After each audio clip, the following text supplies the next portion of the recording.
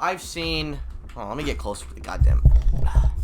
I've been seeing so many of these goddamn comments about Chozen versus Mike Barnes, and I've just about had enough. For some goddamn reason, this video miraculously blew up, and now I've decided to just make a bigger version on this video because, you know, the last one was a short. And this one is going to be more of a constructed video, and it's going to be me further elaborating on why Mike Barnes poops on Chozen, because I don't know why this is a matchup.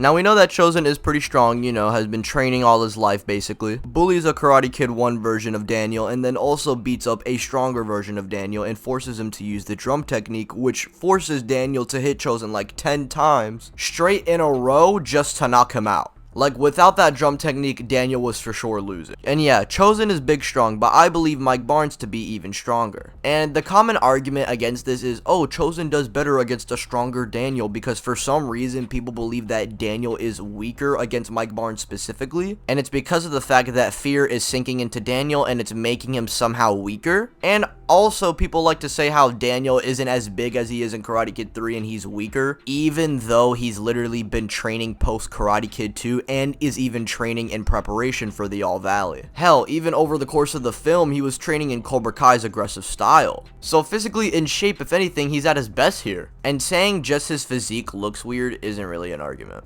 Daniel literally gets stronger throughout every single movie, and this is stated even in the back of the movie covers, where it's said to be that kata is Daniel's last lesson, and over the course of the films, the enemies get tougher. Post Karate Kid 2, Daniel even says to Miyagi that he needs to train with him in order to even beat Mike Barnes, because at the moment, he can't compete with him. And we see after Miyagi drops the three of them, Daniel gets his confidence back with Miyagi, and him and Miyagi are training, and Daniel even said in Cobra Kai Season 3, when Sam was also being submitted by fear, I thought I was ready. So it's not the fact that Daniel was completely weakened against Mike Barnes the entire time they had their fight, but rather Mike Barnes just beat the fear into him, and the reason why Daniel was fearing him was because he was stronger. And this makes sense too, as Daniel was actually doing pretty decent against Mike Barnes in the All Valley, but once Mike Barnes actually started beating him up and Terry said the real pain begins, Mike Barnes once again beats the fear into Daniel. And this time Daniel has to rely on a technique that Miyagi sees as his last lesson, meaning as a kid this was the last thing that Daniel was taught to him during the trilogy. And if we go by this, Chozen doesn't even do better against Daniel objectively. He gets actually beaten by Daniel, whereas Mike Barnes gets completely thrown off balance. Hell, even people believe to this day that Mike Barnes is still stronger than Daniel, which I disagree with because, you know, kata.